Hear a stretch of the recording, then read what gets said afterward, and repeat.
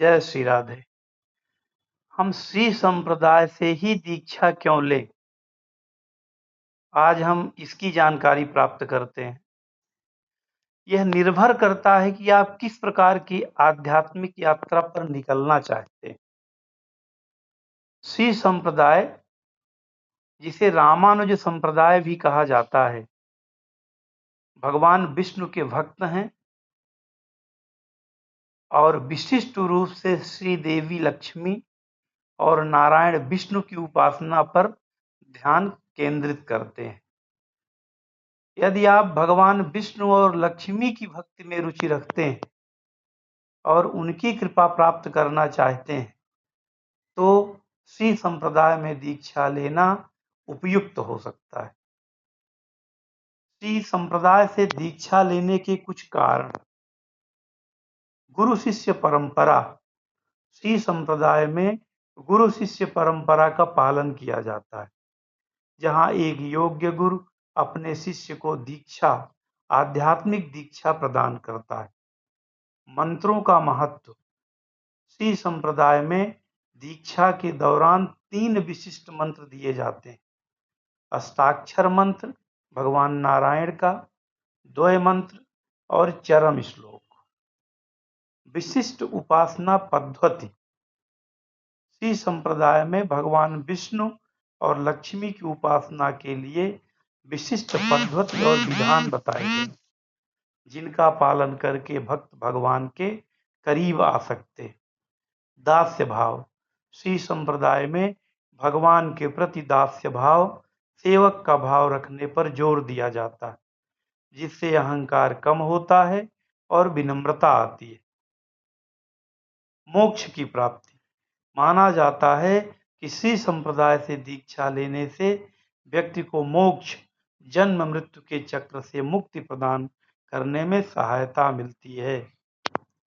इसलिए श्री संप्रदाय से दीक्षा लिया जाता है और इसके कुछ कारण हमने आपको स्क्रीन रिकॉर्डिंग के माध्यम से बताया। श्री संप्रदाय में प्राप्त होने वाले तीनों महामंत्र, चाहे वो अष्टाक्षर मूल मंत्र हो, चाहे मंत्रद्वय अर्थात शरणागति मंत्र हो, या चरम मंत्र हो, भगवान के ही श्रीमुख से निकले।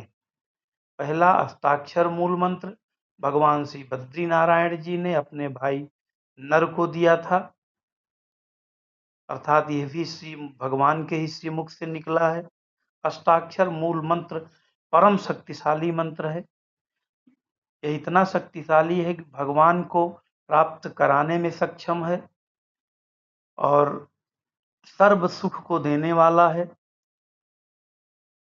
सभी पुरुषार्थों को देने वाला है। धर्म, इस मंत्र को जपने से धर्म की अधिक वृद्धि होती है। अर्थ, इस मंत्र को प्रतिदिन जपने से समस्त प्रकार के वैभव और संपत्तियां खींची चली आती हैं। काम अर्थात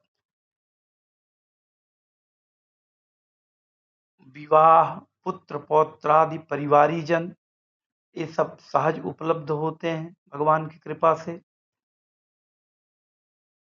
और मोक्ष, वैकुंठ की प्राप्ति, निर्वाण, भगवान विष्णु के पार्षद, अर्थात आप श्री संप्रदाय से दीक्षित हैं तो आपको यम के दूत लेने नहीं आते। भगवान विष्णु के पार्षद ही शरीर पूर्ण होने पर आपको लेने आते हैं और आपको वैकुंठ की प्राप्ति होती है या मोक्ष की प्राप्ति होती है। दूसरा शरण आचार, अर्थात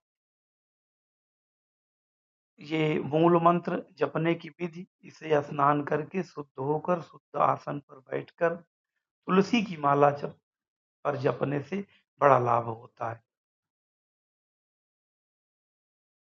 दूसरा मंत्र श्री संप्रदाय में जो आपके गुरु द्वारा आपको दिया जाता है वो शरणागति मंत्र है, जो किसी भी अवस्था में जप सकते हैं। यह मंत्र भगवान वैकुंठनाथ ने वैकुंठ वल्ली महालक्ष्मी जी को दिया था। महालक्ष्मी जी दिन रात इस मंत्र को जपती रहती हैं और अपने कार्य घर के करती रहती हैं। यह गृहस्थों के लिए बहुत उपादेय मंत्र है। इसे चलते फिरते उठते बैठते किसी भी अवस्था में जपा जा सकता है। यह मंत्र इतना लाभकारी है कि अकारण ही इसका अभ्यास बना लेने पर कई हजार भगवान के नाम हम दिन भर में बड़ी आसानी से जप सकते हैं। तीसरा चरम मंत्र, जिसे भगवान कृष्ण ने गीता का उपदेश करते समय धनुर्धर अर्जुन को दिया था।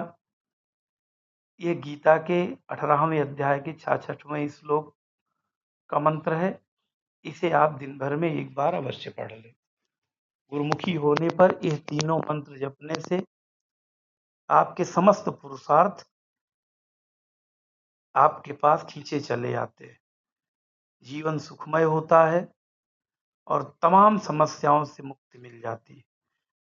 इसके साथ साथ ही संप्रदाय में भगवान रामानुज ने श्री विष्णु सहस्त्र नाम पर भी भाष्य लिखा और श्री विष्णु सहस्त्र नाम स्तोत्र भी अधिक से अधिक पढ़ना चाहिए। श्री विष्णु सहस्त्र नाम स्तोत्र में भगवान के दिव्य 1000 नाम जो गुण प्रधान है वो प्राप्त होते हैं, जिसे पढ़ने से समस्त सुख की प्राप्ति होती है, समस्त कष्टों का निवारण होता है।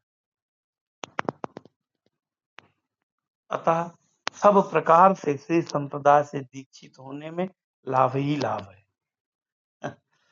तो प्रयास करके प्रत्येक व्यक्ति को, विशेष करके युवाओं को वैष्णव बनना चाहिए और अधिक से अधिक गुरुमुखी होकर श्री विष्णु सहस्त्रनाम स्तोत्र और महामंत्र, अष्टाक्षर मूल मंत्र, शरणागति मंत्र का खूब जाप करना चाहिए।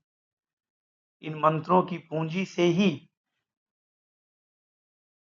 आप समस्त लौकिक सुख और पारलौकिक सुख को प्राप्त कर सकते हैं।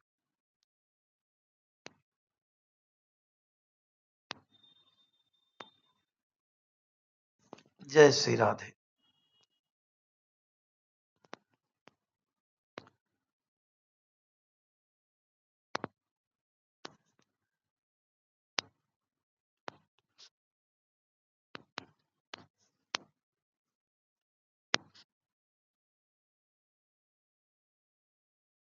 जय श्रीमन नारायण, जय श्री हरि। भगवान ऐसे ही सब लोगों की बुद्धि भगवान श्री विष्णु के चरणों में बनाए रखे।